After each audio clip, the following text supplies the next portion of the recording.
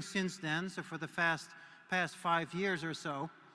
And sort of this particular slide, some people may have already seen it, is, let's say, an interesting analogy on physics and AI coming together. So what do we have here? There's the free energy, which is obviously some of the most fundamental quantities in statistical mechanics, but also free energy or variational free energy, otherwise known as the ELBO, evidence lower bound, has also played an incredibly important role in machine learning. So here is these two fields are beautifully coming together.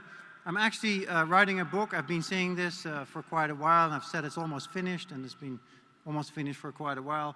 But it came out of 2 weeks of teaching at AIMS, the African Institute for Mathematical Sciences, in Cape Town, Muizenberg, which was also a hugely fun thing to do.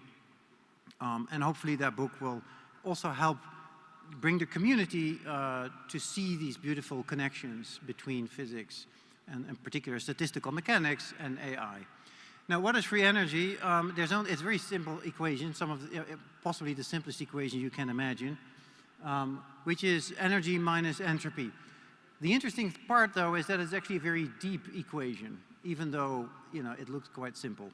Now, the energy is our ability to do work, so to actually move things around in physics, right? And so what happened around 1820, or actually before that, when the steam engine was invented, the Industrial Revolution happened. And in the Industrial Revolution, we started to replace human labor with machine labor. And so the energy term basically transformed from human energy to machine energy, or even horse energy, if you wish to, from human and horse energy to machine energy. Now, the entropy term is actually a very deep concept. It lives both in information theory, like Shannon entropy, and it lives in physics as well, and it was introduced by Boltzmann. Unfortunately, Boltzmann was not understood at the time, and he became truly depressed by the fact that nobody really understood this concept of entropy, and that's how deep this particular sort of notion is. And what it is really is a lack of information, right? And so we have to subtract it from the energy, because it is our inability to use the full amount of energy for work, because we have lost information about the detailed degrees of freedom of a system, right? And that's actually a very deep concept. And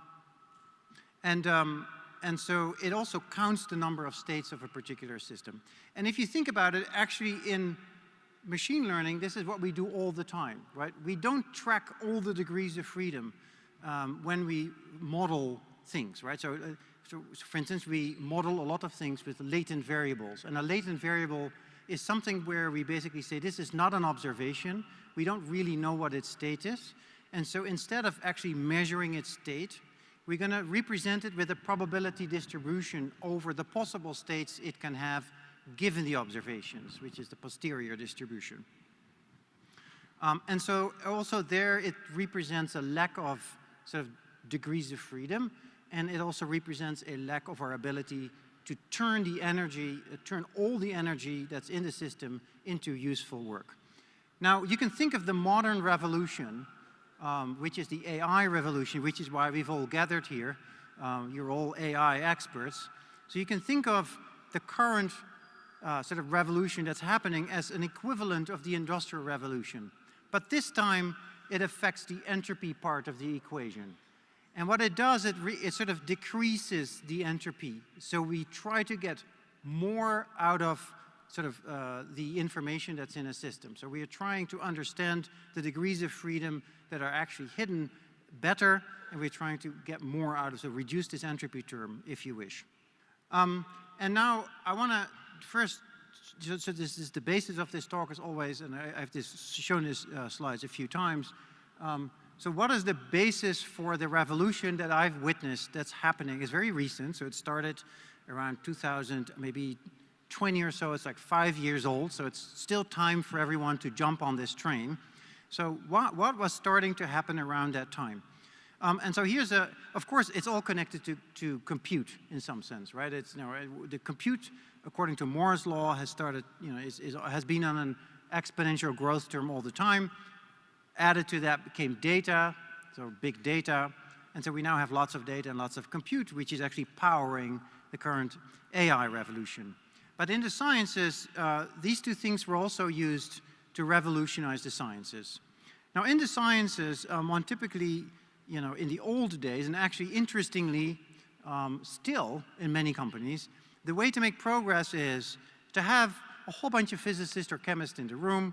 They read some papers, they talk some to each other, and then they say, let's do an experiment, right? And they do an experiment. Each experiment is $50,000 or $100,000. They look at the experiment. Maybe they use actually statistical tools or machine learning tools to analyze the data, store the data perhaps, right? And then they talk and think a bit more, and then they design the next experiment, right? That's the old paradigm. Now, in the new paradigm, we're trying to accelerate that particular process. And the way we do it is to do as much of the experiment in a computer. And we can because we now have AI tools and we have lots of compute and we have lots of data, right? And so this goes as far as actually simulating the molecules like one by one, including quantum mechanics, in a computer and reading out properties of the material as it is doing its kind of wiggling and moving around. So we're actually trying to solve the physics equations in a computer. And that will give us very valuable information that can inform the next experiment to do. And then we can cut out a lot of time between experiments, basically, and do the right experiments, and not too many. That's just one part of the revolution that's happening. The more important part, where AI has played an incredibly big role, is this one. And that's going from simulation to emulation. Okay, what is emulation? So here's a little example. So let's say I start with a molecule. So I'm a drug company, and I design a molecule. So the top molecule there is the first molecule I've designed. I've already subscribed to the previous slide, which means I'm going to actually do the experiment in a computer. So I wiggle it around, and I measure things in my computer. Right? Now what happens, I find out, actually, this is not a great molecule. I need something else, right? Okay, so, people sit together again, figure out a new molecule, and then they go through the same process, right? Again, wiggle the molecule in a computer and read out properties. That's not efficient. And the reason it's not efficient, there's actually an entropy story behind this, is that we should store the data that we got out of the first experiment in a database, and then train a neural network to try to predict the outcome of the next experiment using machine learning and AI tools, right? And that goes even not just faster than an experiment, it goes even faster than the simulation that we are doing in a computer. And that process you could call emulation. So the emulation is the kind of the simulation of a simulation, if you wish, using AI tools. And in a way, we are trying to reduce entropy. We are trying to really learn as much as we can from the work we put in. We put in a lot of work.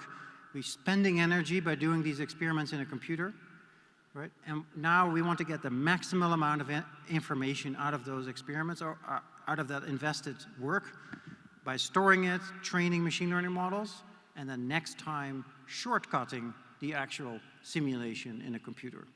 So I think this is the most important slide because this underlies all of the revolution that we're currently seeing in the way AI is revolutionizing the sciences. And again, it's only 5 years in the making, if you sort of want to be optimistic. And there's a huge opportunity yet in this field. And if anything, I would like to make you enthusiastic about this field where there is a massive amount of opportunity. Okay, so I'm going to talk about two topics briefly. But first, maybe to say that the sciences are spanning an insane amount of spatial temporal scales, right? If you go to Large Hadron Collider, we talk about femtoseconds and picometers and all these kinds of like tiny scales. And there's a lot of machine learning that's being used there to analyze the data and predictive models and emulators. There's like very sophisticated there in using this AI for science. And then you go to chemistry, which is still quantum, but also becomes classical. Then we go to things like fusion, plasmas, like for nuclear fusion. People have been using reinforcement learning to predict, the action you have to take in order to keep the plasma contained in the reactor core. You go to fluid mechanics, like computational fluid mechanics, where machine learning has been used to accelerate the prediction, for instance, of weather forecasting. I'll have a few examples of that. Like weather forecasting is now very successfully done using machine learning. Geophysics, all the way to astrophysics. So I've been in collaborations with astrophysicists who's very successfully used, for instance, machine learning to predict the gravitational lensing effect around black holes, for instance, right? And now we're in completely the other side of the spatial temporal spectrum. So AI is impacting everything at all scales, and we'll come back to that later as well. So the first thing is I just want to tell you a little story about what has happened in fluid mechanics, or in particular in weather forecasting. And then I'll talk a bit about molecules, and then I'll talk about my company that will actually has been just founded to address some of these issues. So around 2016 or so, I believe, there was a first paper, this came out by NVIDIA, where they had used GPUs to predict the global weather. So this is like the Earth atmosphere is being binned into voxels of about 100 by 100 by, I don't know, maybe 25 kilometers in size. In every one of those voxels, you have a number of sort of hydrodynamical variables like temperature, pressure, wind velocity, and these kinds of things. And you're trying, the weather at this point in time because you have all sorts of measurement devices, and you're trying to predict the weather tomorrow. So interestingly, the weather is very hard to predict here, I think, because when I looked at my weather prediction device yesterday, when it was absolutely pouring, my device said it's not raining. So I think it's quite hard here to predict the weather. But this field has advanced enormously, but at the expense of super complicated numerical solvers, right? So the largest supercomputers run these meteorology predictions. But what NVIDIA did at that point is they said, well, let's just completely forget about meteorology, right? Let's just forget it. The meteorologists have been fantastic in storing all their data. There's literally petabytes of data publicly available to train your models on, right? And where there's data, machine learning has a high probability of making an impact. So they took a good chunk of that data and started to build a transformer. Just forget the physics. Actually, they didn't do a transformer. They did a neural operator. But the one you see later by Pango Weather, for instance, in the middle there, that's a transformer model. And the one on the right is GraphCast. It's a DeepMind model that was more like a message passing algorithm. So what you learn from this is you can use your favorite model. It doesn't really matter. They're all pretty good. Everyone claims, of course, to be a bit better than the other one, but it's like marginal. What's important is there's a massive amount of data, and you can forget about the physics. You can just predict the future using a giant black box neural network. And these things worked really well. And the interesting sort of backstory here is that I started to work, when I was working with Microsoft Research, I worked with meteorologists on this, actually from the UK Met Office. And in the beginning, of course, they were righteously so very skeptical about this. They would say, listen, we are doing this for 100 years, right? We know PDEs. You're not going to come in with a machine learning model and sort of transform our field, which is, by the way, the response you get absolutely everywhere. And to some degree, it's healthy to be skeptical, but sometimes it actually does transform your field. And here, after 2 short years, basically, not only were these models better in predicting the weather than the actual numerical solvers, within, of course, like a range of data that it was trained on, but also they were 10,000 times faster. Right? So they could solve these equations 10,000 times faster than the one like a numerical solver. And that really opened their eyes, and now they're all over it. Basically, there was at some point a paper by the meteorologists themselves showing that these things actually work better, or at least as good as their own models, and then they started, okay, we need to pay attention. I've been myself involved in this particular model, Aurora atmospheric foundation model. So the innovation here was that it was basically trained on very different kinds of data sets. So you could take high-resolution data from North America and Europe, and you could take low-resolution weather data from, let's say, Africa, and you could combine them in one giant latent representation and then do high-resolution predictions in Africa, right?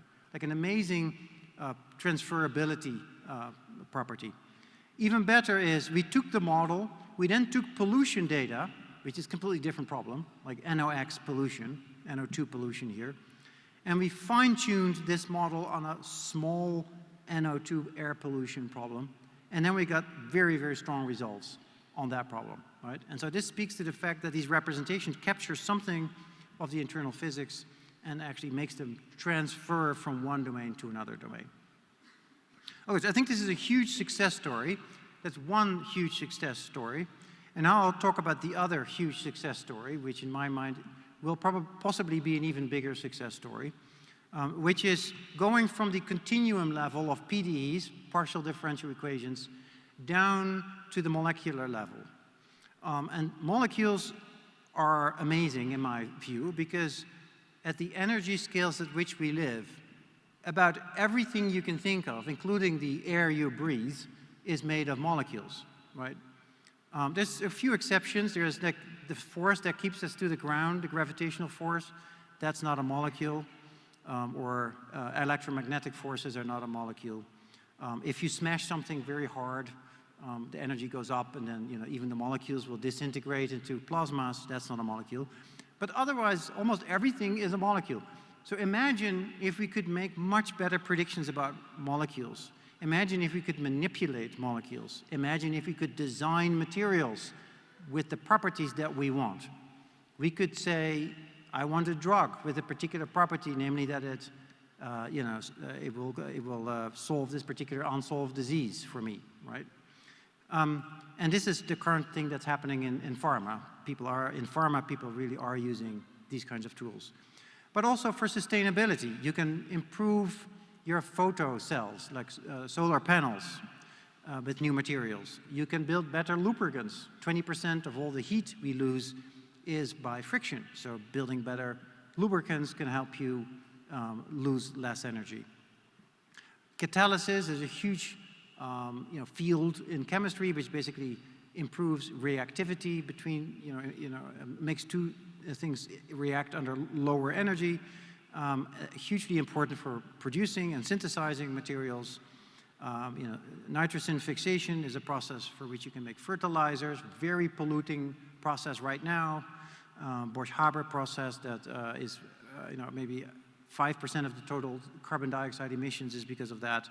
And then, of course, also new materials for carbon capture, which are sorbents, which capture the carbon dioxide from the air.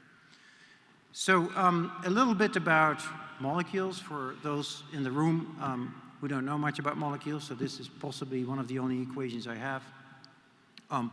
And so evolving a molecule looks simple in this picture, right? So this picture is just a bunch of, beads on a, connected by some rods. And these are the atoms. And the atoms are large enough for them to be completely classical. So we go back to Newton, 1687, and we say, well, we know the equations of motion for classical objects, and the change in position is the velocity, and the change in the velocity is given by the force. Okay, easy enough. Okay. The problem is that the force that you have to compute there is actually impacted heavily by the electrons which are around, in a cloud around this molecule. And the electrons are so tiny and so light that in fact you have to treat them with quantum mechanics. And so now you have to solve the Schrödinger equation, which basically, the quantum mechanics was invented in 1925, arguably first by Heisenberg. So it's hugely expensive. It's exponentially expensive. Now, people have come up with good approximations, like density functional theory is a good approximation by which this scales as n to the cube, where n is the number of electrons. So, there's pretty good solutions, and Nobel Prizes have been given for that. But even then, evolving this particular molecule is extremely difficult. because it's a chaotic system. It's a highly nonlinear set of equations that needs to be evolved, which basically means that you need to know the initial conditions very, very precise to even evolve it far into the future, which means that you have to really start with probability distributions, et cetera, et cetera. So the whole thing is actually very, very complex to evolve.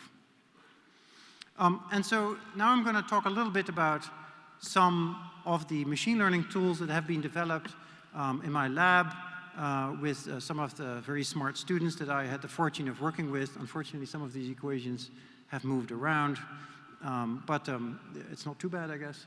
And so one of the things that are really important for computing these forces is, again, a neural network that circumvents the actual quantum mechanical calculation, right? So this is this emulation part where you say, I'm just collecting a whole bunch of data, and with that data, I'm going to train a machine learning model.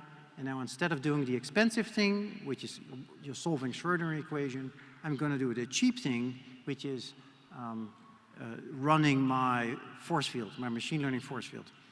Now, data is very expensive in this field. It's not like you can just download the internet.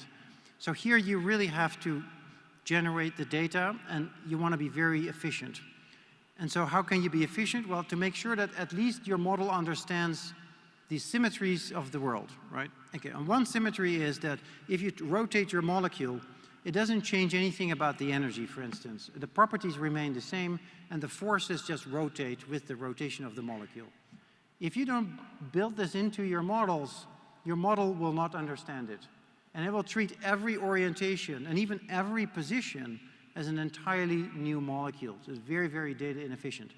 So the thing we did with Taco Cohen and later by Maurice Weiler and many other actually students and postdocs in the lab is to build this model of equivariance. This is a model to build in these symmetries in the neural network. So if you look at the little figure there, you see a little lizard. And what I want is that if I move the lizard, like translate in this case, and then do a convolution, a filtering, it should give me the same answer as first doing the convolution and then doing the translation in the filter space. If you can make sure that is satisfied, your models are equivariant. And if you want to read about this, that thing there in the corner is a book. It's basically the thesis written by Maurice Weiler. And it's beautiful. It's all online, so you can just download it. And it's hierarchical, so the first is very introductory with beautiful pictures and images, and then it gets more and more complicated towards the end. And by the time you're at the end, you're talking about vector bundles and all this very heavy math stuff. But you can just stop somewhere in the middle and learn a lot. Okay, so that's the next innovation that we need, which also was worked on in our lab, and in particular, Thomas Kipp was very early on in graph neural networks, is to think, how do you do a convolution in a graph, right? And on a regular grid, it's easy, because you always have the same neighbors, and also the number of neighbors is the same, but how do you do this in a graph?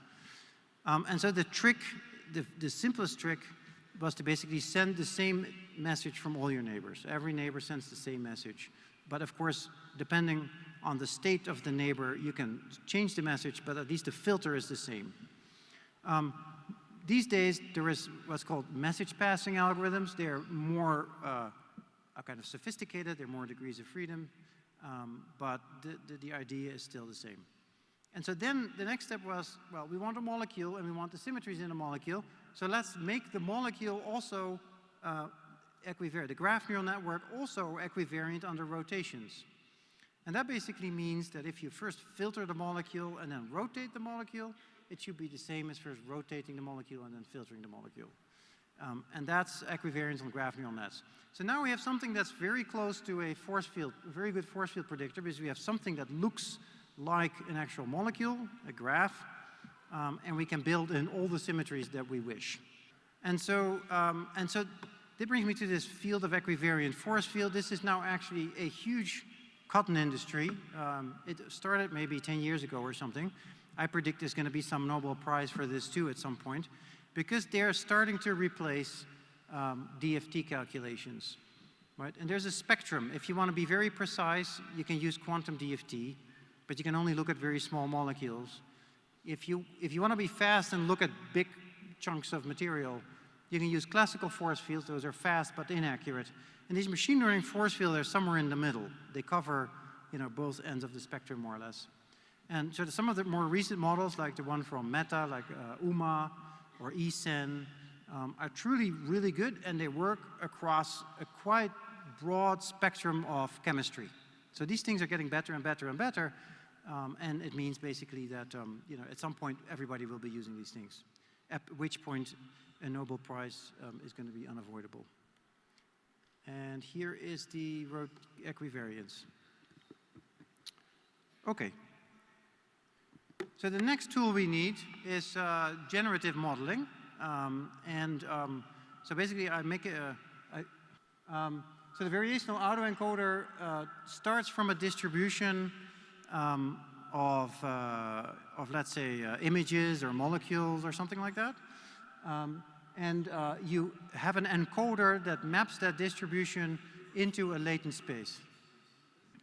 So the variational autoencoder is a model that's basically has an encoder in which you take the data distribution, take a data point, and encode it in some latent space. The latent space should represent the properties, let's say, of a molecule. And then there's a decoder model from which you take a property and generate a molecule, right? And then you're trying to bring the two together. You want that the joint distribution over input and latent, according to the encoder decomposition, is the same as the model, the joint probability distribution, as the one that you start from the latent space and then generate the molecule in the other direction. You want the KL divergence between those two to be small. And that is the elbow, actually. That's the evidence lower bound objective, which is also the free energy. Now, that's a great model, but for actually generating images, it's not all that great because things come out quite blurry. And then there was this great paper called Deep Unsupervised Learning Using Non-Equilibrium Thermodynamics from 2015 by Yasha Sol-Dickstein and a whole bunch of other people. And that basically said, well, in order to solve that, you just have to put a whole bunch of stochastic layers in between. Just don't try to make a deterministic prediction and then add noise one time only, but just put a whole lot of stochastic layers in the middle. And in fact, if you do that, you don't even have to train the encoder anymore. You can just take a fixed encoder, which could be just some kind of standard process like an Ornstein-Uhlenbeck process.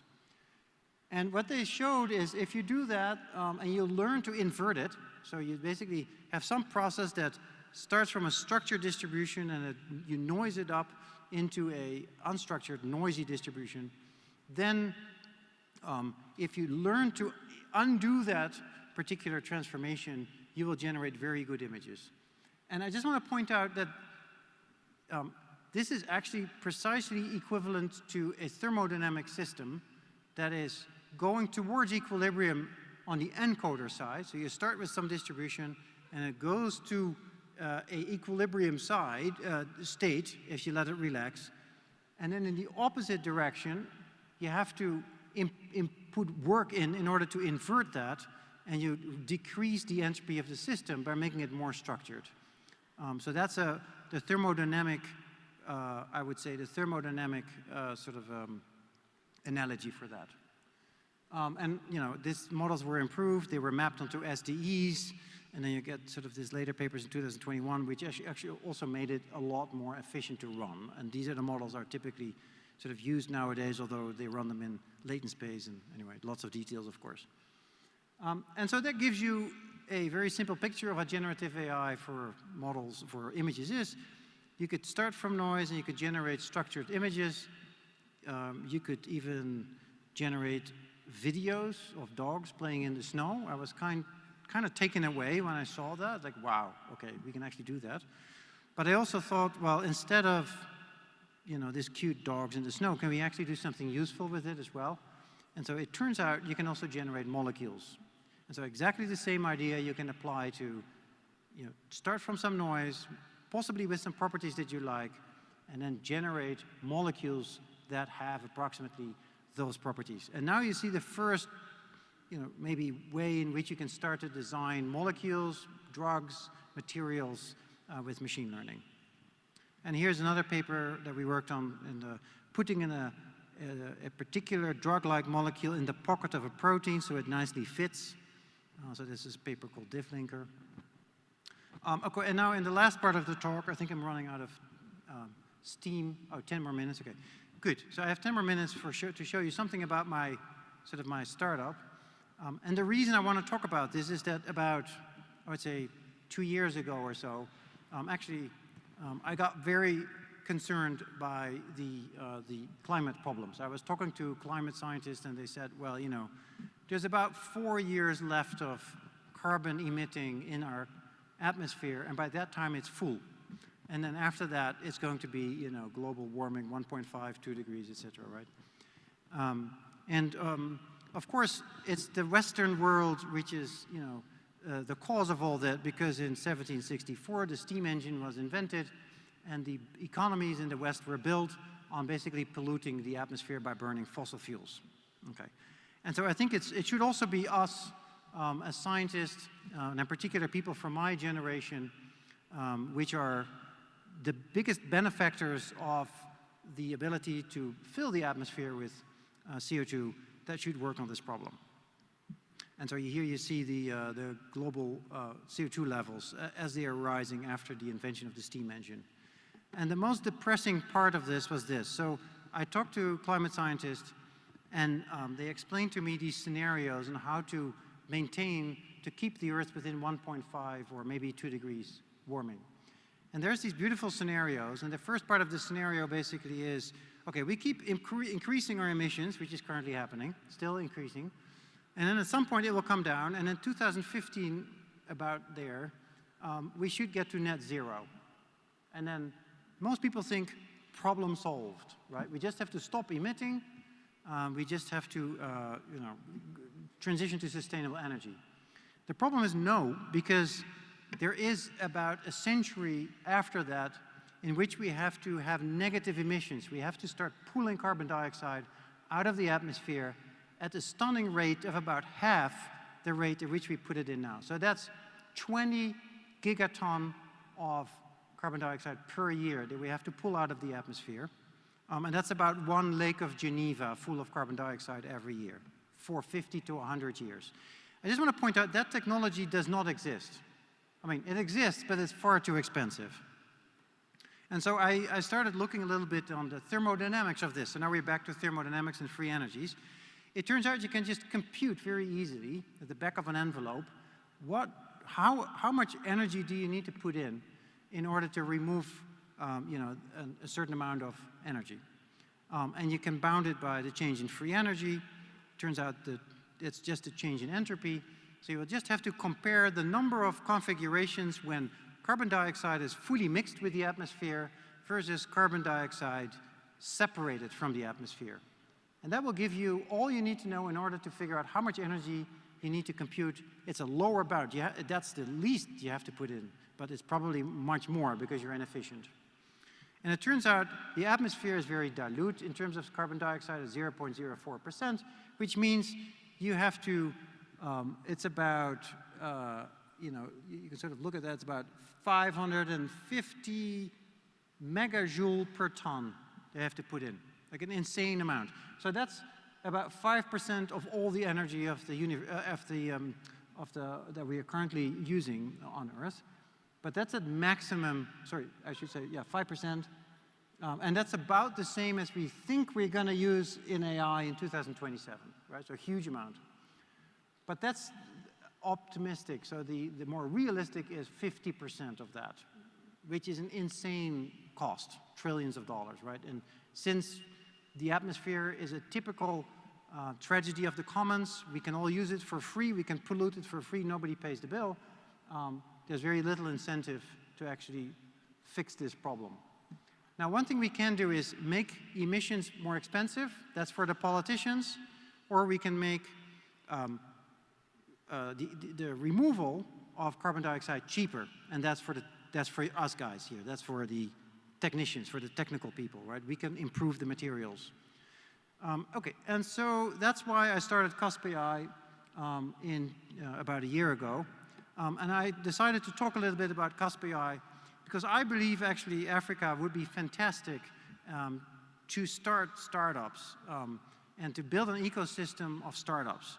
Because I think there's well-educated people, the price of labor is still low relative to Europe and the US, but there's certain things missing, maybe like venture capital and these kinds of things. But wouldn't it be nice if we could create lots and lots of startups that solve many of these problems? And so I want to share a little bit with you of my journey of starting this company. And so we started about a year ago. We had quite a bit of investment. We were very lucky with that. We are currently about 27 people, so we've grown to 27 in 1 year.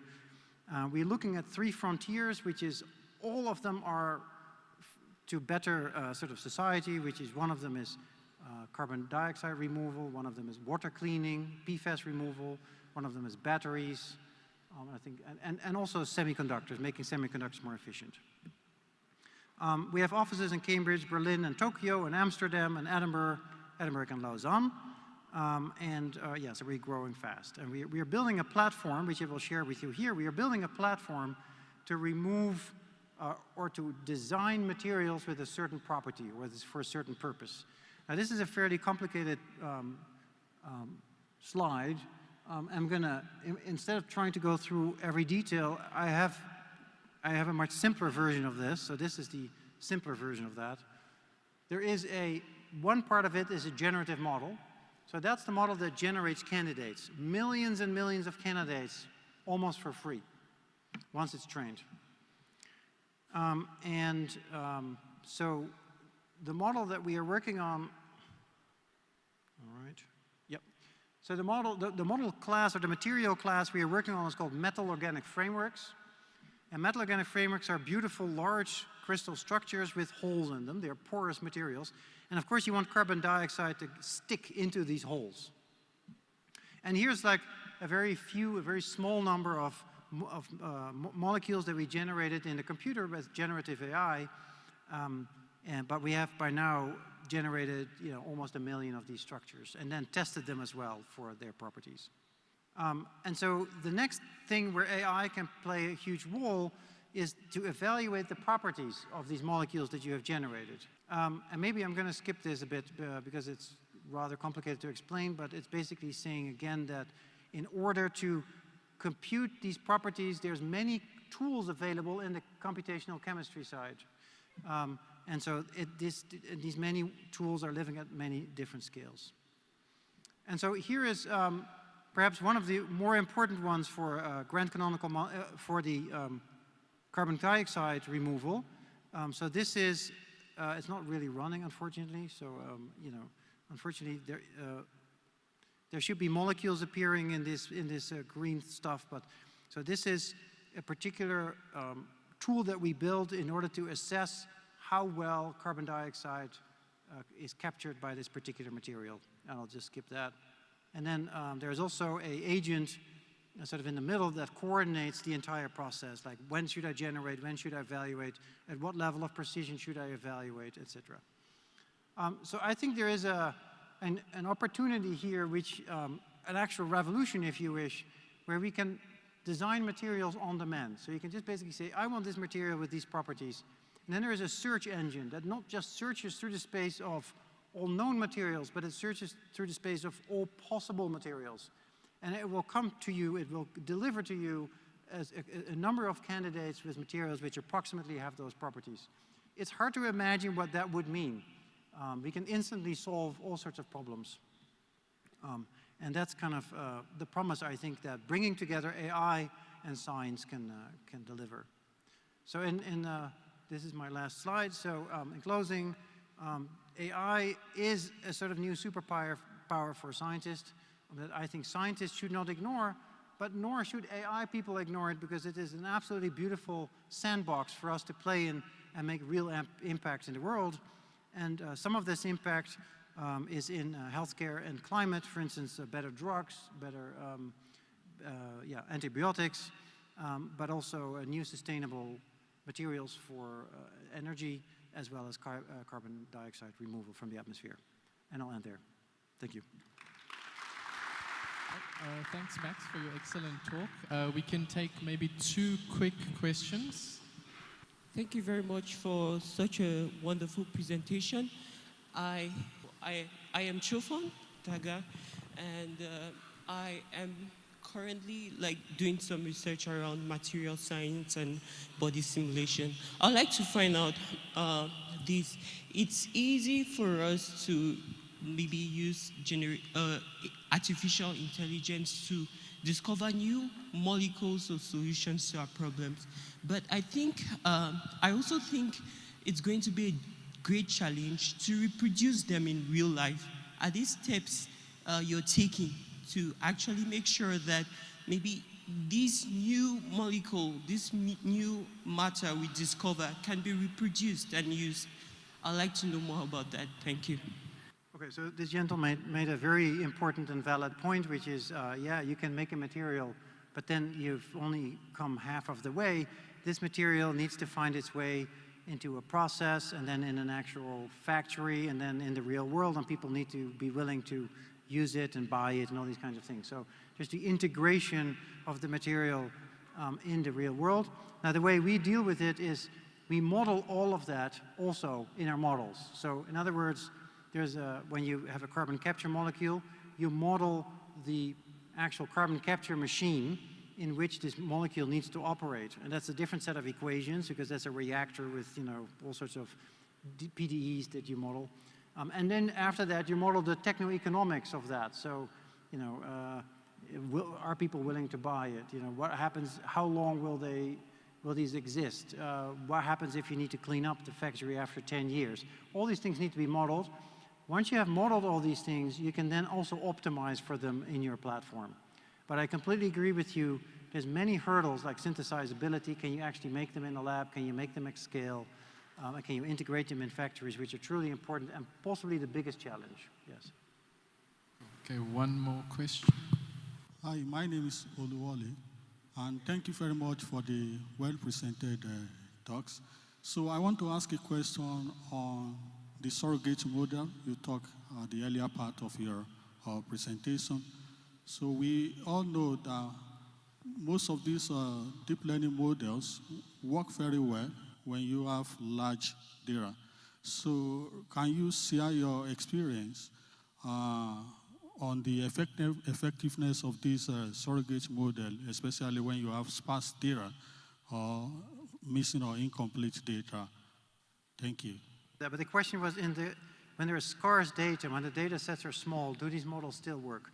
Now, there's clearly huge improvement if you increase the data sets. And those could be experimental data sets, but you can also make these data in your computer by running DFT calculations. So we've clearly seen when we're trying to build property predictors, when you have a data set that gets to about 100,000 molecules or calculations, you can train very accurate models. But if there's too small, you have large uncertainty. So my view of this is you should always take, if you wish, a Bayesian approach. Some data is always better than no data. You just need to understand what the uncertainties are in your predictive models. And using that uncertainty, you can say, well, that's not enough. I need to generate more data so I can get the uncertainties down, right? Or it might just be good enough for the purpose that you're interested in. So yes, if the data sets are small, it's a challenge. You can put in biases like symmetries, for instance. You can put in physics information to make the models better with less data. And you should know your uncertainty on the predictions. Thank you.